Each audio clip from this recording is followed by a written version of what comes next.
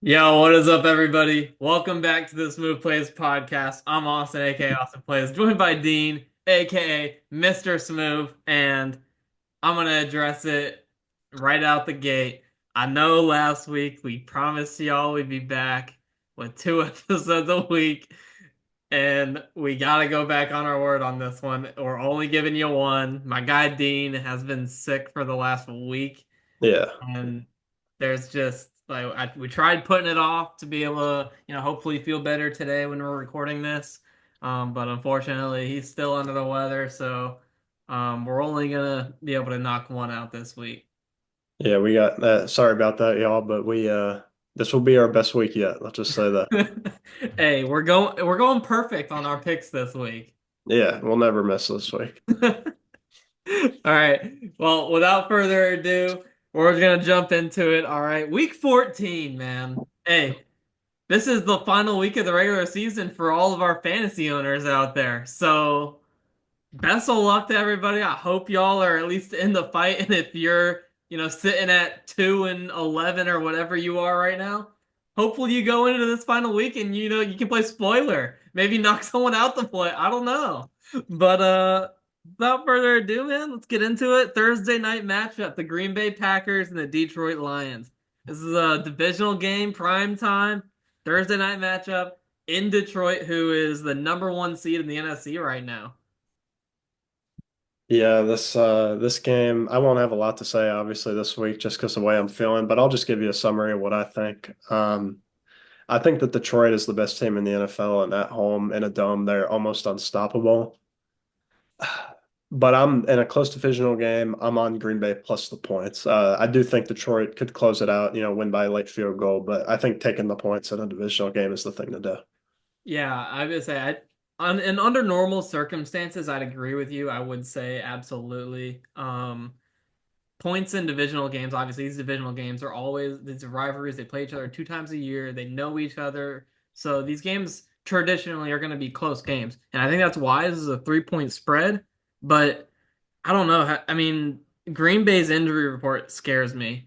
I mean, Jair Alexander is out still. I mean, there's a lot, like that's their main defense, their main guy on defense that's really gonna, limit this Detroit passing game. And their passing game isn't even really Detroit's number one threat. I mean, their run game is without a doubt the best in the NFL between Sonic and Knuckles there in the backfield. And by Sonic and Knuckles, I'm talking about Jahmyr Gibbs and David Montgomery. So I can't go against Detroit at home. They're so hot right now. Like you said, best team in the NFL. And I mean, I'm not gonna say it's not even close, but I think, majority of people that are in on the NFL will agree that Detroit is the number one team. So give me Detroit, give me the points. I think they cover 3 points. Come on, Dean. Hey man, this is if they win tonight, it would be a franchise record for a winning streak. 11 and 4. All right. Well, we're gonna move on to Sunday. Okay, Sunday matchups. Let's start with the Saints and the Giants in MetLife. I mean, this one, I would say I want to start. I'm starting with this one because, quite frankly, not many people are gonna be watching this one. There's no implications whatsoever. The only implication that's gonna be on this game is who's gonna help their pick in the draft. Yeah, the I forgot that the Saints interim head coach's name is Rizzy. So that man is a dog. And I'd said I was fading them the rest of the year, but I don't know what to do about this game. These are just two bad teams. I Yeah. want to know what you have to say. Yeah, I mean, look, yeah, definitely two bad teams, and I don't know if dude, it sucks because I know where this leads, and I mean, I think New Orleans right now has been playing better football than the Giants have, so it makes me want to lean on the Saints here. I mean, they're 4-point favorites. I don't know if I can feel confident in taking that, at least a spread. So I'd feel a lot safer, just taking points or not points, just taking the Saints to win it outright because the Giants, like I said, just they're not a good team. And I mean, they're 2-10. The locker room's done. There's no excuse. Like, there's nothing. I mean, the only thing that this team really has to fight for is their head coach, which I do think that a lot of the guys will fight for their coach. But I mean, some of the stuff that Malik Neighbors says makes me think that maybe this locker room isn't behind Brian Dable at all. I mean, have you seen any of his post-game press conferences? I've seen clips of them, yes. He doesn't look the happiest. But one thing about this Giants team that I think we do have to say is their defensive line is still very good. And if they can stop Alvin Kamara, then they really stop, the key to the Saints offense. I'm, like you said, two bad teams. 4 points is a lot. I'm cool with taking the Giants +4 in this game as 4-point home Yeah, underdogs. yeah. Home underdog. Home Yeah. underdog. Respectable pick, but yes, I feel way safer just honestly taking the Saints money line, which honestly could be wrong. Maybe the Giants won it outright, and who knows? And we both look like idiots, but who knows? Tommy DeVito. Danny DeVito, starting quarterback for the New York Giants. All right. We're gonna jump into your game, all right? I know you've been watching Hard Knocks, and we're going into that AFC North, all right?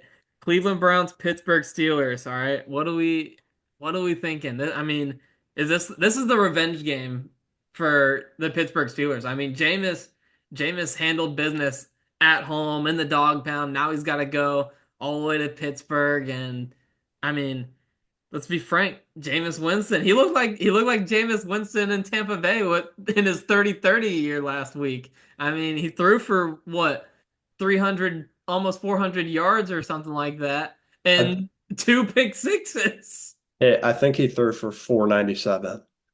That's the most Jameis stat line possible. Hey, I'm gonna throw for a bunch of yards, throw a few touchdowns, but I'm also gonna give the team a couple touchdowns as well. He Two threw pick sixes. six touchdowns, technically.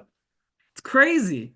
But I mean, what are you looking for, man? What is going to be the key to winning for the Pittsburgh Steelers or the Browns? This is the same thing with every AFC North divisional game. It's going to be hard fought. 6.5 points is a lot in this division. Um, I'm not comfortable taking that most of the time, especially when the Steelers are just better as underdogs. Just look at Hmm. the numbers; they're undefeated as underdogs this year. Um, but this team is not getting swept by the Cleveland Browns. Yeah. I will tell you that right now. So the Steelers are winning. I don't know if they'll cover, but they are winning. No, 100%. They're not getting swept by Cleveland. Yeah, I mean, I think Steelers can cover this. I mean, it's tough because like you said, this Browns team, honestly, like they're sitting at 3-9, but Jameis Winston has really changed this entire dynamic of the franchise. And so it's hard to kind of go against them, and especially to get blown out or beat by a touchdown or more, because I mean, honestly, their offense is a lot more explosive. Um, so it is tough. I do agree with you. I think the Steelers win this one. I don't see the Steelers losing two times in the same year to the Cleveland Browns. That would just be, blasphemy, but it's possible. But regardless, I'm taking the Steelers to win this one for sure. But taking the points, play it at your own risk. I can't tell you that I feel 100% comfortable taking it, but I do think it's a possibility. Um, but we're gonna move on to Atlanta going into Minnesota and the Atlanta Falcons. You said it last week. Look out for Tampa Bay. They're tied for the division at 6-6, and Atlanta lost a bad one last week. So, I mean, now they're going on the road into Minnesota. And Minnesota, you came out the gate red hot and you've looked pretty shaky. So are you going to get right and take advantage of an Atlanta team that has not looked its best? Kirk Cousins going back into Minnesota. This is his kind of homecoming game. There's a lot going on in this one. So what do you think, Dean? The Vikings continue to win games, these close games, and you got to give them credit because, late in the fourth quarter, they make plays, or even in overtime against Chicago. Um, Atlanta's dropped three in a row, and they just keep looking worse and worse. But Kirk Cousins also had 4 interceptions last week. So I wouldn't love to see him against the Brian Flores defense, but I think Atlanta's my live dog of the week. I'm not gonna lie, because Really? Dog Minnesota of the can. week. Hey, I was seeing this the 6 point spread, and I was looking at like, all right, you know what? I think I'd feel pretty comfortable. Like you said, Minnesota's been in a lot of close games and where they barely just squeak it out. So I do like Atlanta's spot here +6 to cover the spread, but you got to win an outright. I mean, there's value at +215. I think that Kirk Cousins is going to be ready for this game, as he should be, and it's a big game for him and this Falcons team. If they lose this game, I mean, the Bucks play the Raiders at home this week, so the Bucks are probably going to win that one. They fall behind. They need this win. Yeah, I mean, I say I hear what you're saying, and I agree. I think that Kirk Cousins, this is, it's a bad week last week, all right, but now he's going back into Minnesota, kind of where he was established, broke out, and really like established himself as an NFL starting quarterback. And so I expect big things from Big Kirko in this one. So give me Atlanta points here to cover. You know, just I'm being on the safe side. Get 6 points is a lot. Give me Atlanta +6. All right, and then you mentioned the Raiders are playing the Bucks in Tampa Bay, so we'll dive into that one. Raiders going into Tampa, and yeah, the Raiders are depleted on both sides of the ball, but I mean, their biggest bright spot has got to be Brock Bowers, and quite frankly, if there is a weakness on this Tampa team, it's going to be, their coverage over the middle of the field where Brock Bowers I think can have a big day. So I wouldn't completely write them off, at least saying that I don't know about Tampa smoking them and where it's not even close, but I mean 6.5 points is our spread. I still think that this Bucks team is good enough when they're healthy, especially to be able to beat a Raiders team by a touchdown. Yeah, like you said, I mentioned the Bucks are making a push for this division, and the Bucks are the best team in this division, and they're going to show that at 1 o'clock, and they're going to cover the spread against a much more inferior team. Uh, off the Raiders ain't stopping the Bucks. The Bucks are putting up 30 plus. Hey, I hope that's true because that's music to my ears, my friend. Um, But yeah, I think Bucks win this one by a touchdown. So give me the Bucks, give me the points. Advance into hopefully first place. Hopefully the Falcons lose, but who knows? That's me talking as a Bucks fan, by the way, not as a podcaster. But we're gonna move on to Carolina, going into Philly, and I'm still waiting. I'm still waiting on Philly to lose one that they shouldn't, and this one is really intriguing because Philadelphia is a 13-point favorite at home against a Carolina team that I said last week has looked pretty good these last few weeks.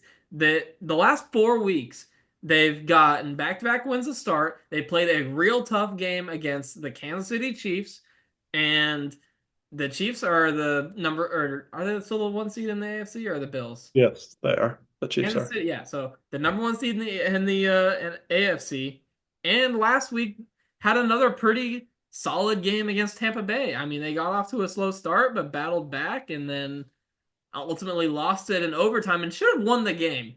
I'm gonna be honest, Carolina sold. They should have won that game, but a 13-point favorite. I know the Eagles have been dominant, but give me Carolina points, man. Uh, I hear you. I think Carolina. This one's tough because there's part of me that wants to think that the Eagles are still, obviously they are, but they have that 1 seed on their mind and they just go out and dominate and handle business. But then I remember that sometimes it's harder to play at home in Philly with those fans. But things are going well right now for the Eagles, so I'm actually really torn on this game. I'm just going to disagree with you for the sake of it and take Philly minus 12 and a half. Wow. All right.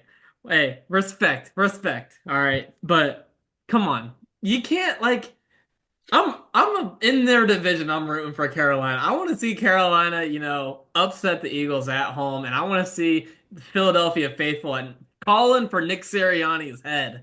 I really hope they do because I love watching Bryce Young at least the last 4 weeks. Absolutely. He just seems his confidence is back at least the last 4 weeks. Absolutely. Yeah, I'd say his confidence is definitely um about where or higher right now, honestly, than what it was at Bama. I'm not gonna lie. Just Mhm. his he looks so poised and just calm. He looks so much more calm in the pocket Oh yeah. and than he has throughout his NFL career. So love to see that for Bryce Young. Still the quarterback of the future for Carolina in my eyes. Um, moving on to Jacksonville and Tennessee, who Jacksonville, I mean, Trevor Lawrence is out. I mean, I'm not even gonna get into that, but yeah, Trevor Lawrence got killed last week. He's out for sure in this one. He got put on the IR, so you hate to see it. Mac Jones is the starter, but they're playing Tennessee. These are two teams that are going to be ugly to watch. Yeah, I think we say this often, but I will not be watching this I game. will not be watching this one whatsoever. I'll Um, watch a highlight so that way I can get a recap. How you know what you do when it's two terrible teams? you You just take the under. well, yes, you take the under, but I'm just gonna take Jacksonville plus 3.5. Like if you think I have any faith in the Titans to cover it, I don't care if they're playing my local high school. I'm not taking them to cover. I'm taking. I know Mac Jones is starting, but maybe ETN and let's Tank Bigsby can get going against the Titans defense, and who knows, maybe Brian Thomas can catch a long touchdown. Uh, Hey, who knows? But I'm gonna steal one out of your book for the sake of the podcast. I'm gonna disagree. I'm gonna go against you. I think Tennessee covers this one. Honestly, I think they blow out they the can. Jacksonville Jaguars. I mean, Calvin Ridley is established the number one weapon on this Tennessee offense. He's been pretty good since D Hop has been traded. I like what I see out of him, and Tennessee they show flashes. So I mean, I got to ride with Tennessee and give me the points. I think they win this one by 4 or more. And yeah, Jacksonville with Mac Jones at this quarterback position, they look worse than they did with Trevor, obviously, because Trevor and Mac aren't the same level, but it's like night and day. Trevor at least gives his team hope. But when Mac Jones is in there, this offense is so dysfunctional. So give me Tennessee. Give me the points. And let's not forget, Tennessee is quite they do give up points, but their defense doesn't allow a lot of yards.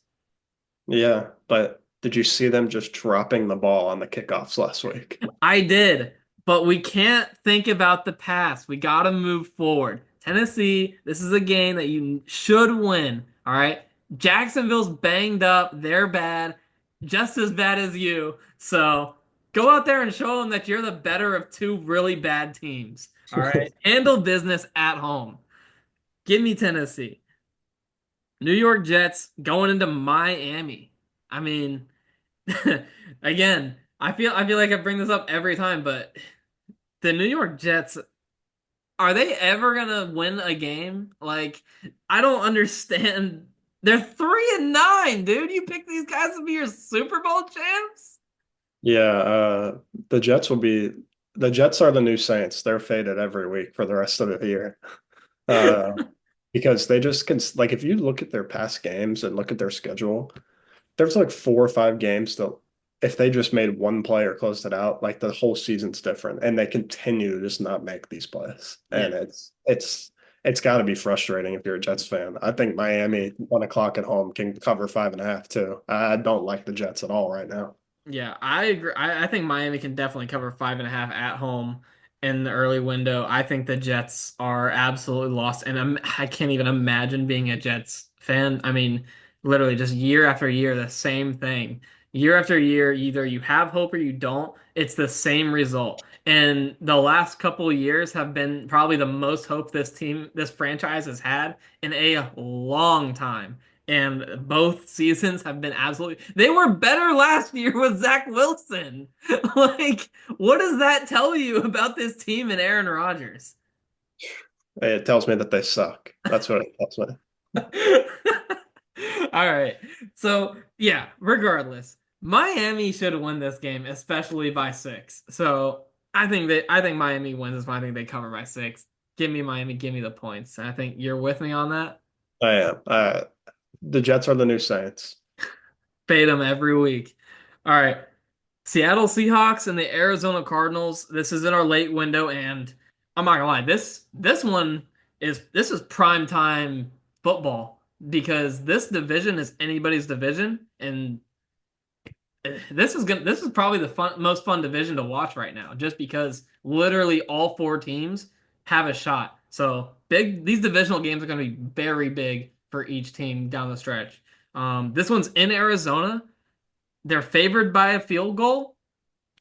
So give me Seattle on the road. All right. Seattle's been pretty up and down. Arizona's been pretty up and down. You just gotta I hate picking with teams like this because literally it just depends on if they decide to show up or not. And Yeah. quite frankly, that can happen any given week. So I just think Arizona, while yes, they have played well against good teams at times, I just think they're so inconsistent. And this Seattle team, I think that I think Gino's gonna have a big game, honestly. I think Gino has a big game. They just dominate this one through the air. Um, Arizona, if they're gonna win this one, it's not gonna be through the air. It's gonna be on the ground game, and I just don't know between James Conner and Trey Benson. I don't know if they're just I'm not saying they're bad, but I'm saying I don't know if they're at the caliber they need to be able to carry this team to a victory. Yeah, I disagree. I'm on Arizona -2.5, and the only reason I am is because the I think these two teams are very similar in terms of how good they are. Like they're around the same level right now. Like you said, they're both pretty inconsistent. At least they have been so far. Um, and Seattle won the last matchup. I just think that these teams are about the same. Arizona's got a home game. They should have won last week. They've dropped two in a row. They're like, all right, it's time. Kyler, like you said, the run game is going to be big for Arizona, and I think Kyler could have a big day on the ground, maybe. I like Arizona winning this one at home. Tough to. All Hey, right. I would like to see this game flexed on a Sunday night too. I would have Yeah, liked. this is great football that we're missing out on prime time, but we'll settle for the late window for now. All right, because our prime time game is also pretty juicy. But we're gonna stay in our late window here, Bills and Rams. And I think this is going to be a spot for the Rams to take a big step back and they're going to kind of slowly fade out of the playoff picture because the Bills, you said Detroit is the best team in the NFL right now. I mean, I don't know. Buffalo, if Buffalo gets the one seed, I don't care if Patrick Mahomes is on the other side. If Buffalo gets the one seed and Patrick Mahomes has to go into Buffalo with the way that the Kansas City Chiefs have looked this year and the way the Bills have looked this year, nobody's stopping the Bills. Like it's that simple. Yeah, if they do get the one seed, it's. I mean, well, it is Mahomes, so we'll see, but that would be tough. I'm actually on the Rams here. I'm on the Rams. What? Listen, the Bills have looked like world beaters, and they have a look ahead spot. If you look at their schedule, they play at Detroit next week, um, and they're gonna have to travel all the way out west. This puts with Arizona beating Seattle, and then with the Rams winning, this puts a three-way tie at the NFC West at 7-6. You think the NFL, you think the script writers are cooking on this one and they're drawing up a three-way tie this week. Yeah, this is going to make the NFC West battle tight. At least take the Rams plus the points at home. But I think they're live to win this one outright because I think their offense is still good enough to be there with the Bills. And maybe they can just make a play or two down the stretch to put them up top. We'll see. Yeah, I will see. I definitely hear what you're saying, but it's just from what I saw last week from the Yeah. Rams, and quite frankly, just clearly not on the Matt Stafford is not on the same page with Cooper or Puka. Um, I don't know, it's definitely not the same Cooper Cup. It's definitely not the same Rams offense that we saw when they made their Super Bowl run. Clearly, Cooper's taken a step back, and I think it really takes away from this Rams attack. I don't think Kyron Williams is as good as everybody gasses him up to be. I just don't believe in this Rams team. I'm not gonna lie. And Buffalo is just they're on a tear right now. So I'm taking Buffalo. I'm taking the points. All right. We disagree again. All right. Chicago going into San Francisco. What are we thinking? I gotta hear what you have to say on this one before I get going. Well, you got to remember that Chicago's going to get the interim head coach boost after Eberflus had one of the worst endings to a game I've seen on Thanksgiving. Probably ruined everyone's Thanksgiving in Chicago because that was bad. Hey, if you ask Eberflus after the game, he'll tell you he played that exactly how they wanted to. His tenure was not a bright one for the Bears. The Bears haven't won a road game this year. They got to go all the way out west to San Francisco. But this Niners team this isn't even the San Francisco 49ers. You should just put like a red circle injury right next to Yeah. it. The whole team is out. McCaffrey and Mason are out. Yep. I gone. Let's see who's on their injury report. Well, their whole defense, IR, Hufanga, Greenlaw out. I know they have defensive linemen out. I think Yep. the interim head coach boost is enough. I think the Bears are live to win. This is when the Niners Yeah. fade out, like you said to the Rams. The Niners fade out in the NFC West right here. It's over. Yeah. I hear you. I agree, actually. I do like Chicago in this spot a lot, and Yeah, that's why I'm taking them as my dog of the week. I for mean, sure. I think the Bears 100% are live in this game, and people should be considering taking them to win this one outright because this Niners team is quite frankly they're injured and clearly just not all on the same page and on this one because there's so much shuffling that goes around when a team is as injured as this. It's hard to kind of get accustomed with a lineup and gel and get that mojo going as a team. So. Yeah, I like the Bears in this one straight up. But before I move on to our Sunday night, I'm just a quick story for Thanksgiving. We were there and watching that Bears game, and as soon as I saw that press conference or the press conference for as soon as the game ended, I told my dad, I was like, "Yeah, if I'm a Chicago team owner or like he's gone. Like you Yeah, just lost. Congrats. That's how you want to play that? You're gone. I don't need you as a coach. yeah. So He had to be gone after that. I wonder I'm curious if he knew he was gone already and was just like, yeah, I'm just gonna, I don't know. There controversy, all right, but Chicago's live in this one on the road underdog, my dog of the week. Beating the Niners, essentially eliminating the Niners from the playoff contention. Mhm. Sunday night matchup. All right. So if we're not seeing this Seattle Arizona game, I think this is a good substitute for that. We got the LA Rams going into Kansas City, and the LA Rams, another team. They're 4-point dogs in Chargers. this one, but I think that they have a good shot at this one because divisional game. I think the Chargers play the Chiefs, honestly, I think the Chargers play the Chiefs harder than anybody in the NFL. I'm going to be honest. I think that no matter who the Chargers have on the field, whether it's Justin Herbert or Easton Stick, they're going to compete and battle with this Kansas City Chiefs team. I don't know why. I can't explain it. I They do year in year out. So I mean, 4 points is a lot. Let me hear what you have to say before I get ahead of myself. Yeah, I hear you on the Chargers playing them well. They do. It's those divisional games, man. But I agree with you. I'm on the Chargers, and I think it's because Harbaugh instilling just, this physicality with this team. I'm not on the Chargers to win outright, but I think 4 points because you know what's going to happen. Maybe the Chargers will be down one, drive in, and then someone fumbles inside field goal territory, and the Chiefs win with 2 minutes left because that happens every week. Um, some way the Chiefs will win by one or two. It's just you got to take the Chargers there. It's gonna be something fluky. You just know. So, yeah, I think the play here is definitely gonna be Chargers +4. Not necessarily winning outright. A big reason why for me is J.K. Dobbins on the IR. I mean, that's a big part of like this team's offensive identity. But because they still have Justin Herbert, Lad McConkey has really showed out. And Quentin Johnston has stepped up in this year.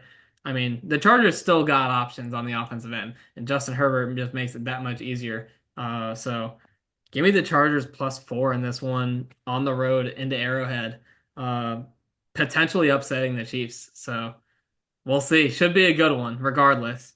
These primetime games can't all be blowouts. Like it's got to be a close game. But I mean, our Monday night game, I don't know. Yeah, they should have put the Seattle Arizona game here. Yeah, Like Bengals and Cowboys Monday night? Who asked for this? the money, man, the money. That's What money? Like, there's America's team. both of America's these team. teams are done. America's team. Everyone wants to watch the Cowboys. No one wants to watch the Cowboys don't want to watch Cowboys this year. All right. And the Bengals season is done. Dallas's season's cooked. I mean, Hey, Dallas 5-7, all still right. alive. Yeah, I'm not even gonna entertain that. Um, but regardless, we're still gonna talk about it. Said 4-8 for the Bengals. They lost last week, essentially eliminating them from the playoff contention. And Dallas is 5-7. Their season's over, been over for a while. Um, Cincinnati is a 5-point favorite, and rightfully so, because the Dallas Cowboys just won at home for the first time this year. They're not winning back-to-back games at home. Like the Bengals are winning this one, and I don't even think I don't even think it's close. I think the Bengals smoke them. I don't care if the Bengals season is essentially over. I think that Jamar Chase, the season he's having, Joe Burrow, the season he's having. I mean, these guys, despite the team success, are having individually record-breaking seasons. Like Joe Burrow, if this team wasn't 4-8, Joe Burrow would be in the MVP conversation. Jamar Chase would be a serious contender for Offensive Player of the Year, even with as good as a year as Saquon and Derrick Henry are having. So it's unfortunate that their team is as bad as it is, but and there's only so much that you can do as one guy on a team where you got 22 guys putting in playing time minimum, a minimum of 22 guys putting in playing time. So that's what I have to say. I want to hear what you have to say. Yeah, there's two ways this game could go in my head. The script that you said exactly to a point. Bengals offense just goes out there and shreds. But then there's part of me that can see both offenses going out there and shredding because the Bengals defense is terrible. It's so bad. Yeah, So bad. so I think 5 points is a lot. So part of me wants to take Dallas plus 5, but for the sake of with agreeing with you, I'm gonna take the Bengals Because minus. we've been on opposite ends so much, you're We're gonna not in the agree with episode me. on a positive. A pity agreement. We're gonna end the episode on a positive note. I'll take Cincinnati -5. Don't forget, the Cowboys are still 1-5 at home. But hey, I will say if they win this week, they might make a little run. Hey, you never know. But yeah, that pretty much wraps up all of our games here. I know I didn't give a lock of the week. Did you give a lock? I did not give a lock. Okay, so we're gonna look over real quick. If you had a lock of the week, what are we thinking? Looking at the slate here. I mean, my initial thought would just be Pittsburgh over Cleveland. I don't think there's any shot that Steelers lose this game, to be honest. Especially with the way they lost in Cleveland. That's my lock. I'd say Pittsburgh win it. I mean, it's fitting that you're taking your team because I'm taking mine. I mean, yeah, I don't think there's any way that Tampa Bay, when they're getting healthy, I don't think they lose this one. They know where they're at for the division for a playoff spot, and they like their Baker's gonna go out there and do his job, and Tampa Bay is gonna win this one. I that's my lock of the week, and I know I gave my dog of the week in the Chicago Bears going into San Francisco. Who's your dog of the week, Dino? Oh, I got three of them. Oh, look, I could give three. I could give three, and I'm sure we got a few of the same ones, but if you were gonna like, you can say your three, but then give me one that you're like, this is the one that I feel the best about. All right, well, my three are one agreeing with you, Chicago. Um, Okay. I won't say that's the one I feel best about. My other one would be the Rams over the Bills. They're live. But honestly, my dog of the week would be the Kirk Cousins revenge game, Atlanta and Minnesota. Yeah. I mean, yeah, I say I agree. I think that is another one I could definitely see going both ways, and there's a lot of value in Atlanta money line. So It's the best I call. do like that. I do like that take. My other one. because you said your other one was the Rams that you were thinking about. My other one I was thinking about was the Panthers. Honestly, as a 13-point underdog, I think they got a shot. I mean, I don't know what it is. I don't know what, but just from what like I said, what I've seen, I like the Panthers what I've seen the last few weeks. So why not, bro, plus 550? Like you can't sprinkle $5 on that? I mean, you can, but after you see the Eagles go up 21-0 at halftime, you're gonna be credit. Hey, that's okay because I'm not taking as my dog of the week. I'm taking the Bears. All Carolina's gotta do is keep it within 2 touchdowns. That is possible. All right. You got anything else? I know you're sick. I hope you feel better, and then at least I hope you feel better by next week. Yeah, next week, we'll be locked and loaded, ready for the episodes. I'll be good next week. All right. Hey, we love to hear it. But I don't have anything else. So without further ado, we'll wrap this thing up. Appreciate y'all tuning in as always. Appreciate the support. Make sure you leave a like, comment, and subscribe. And then we'll be sure to see y'all in the next one.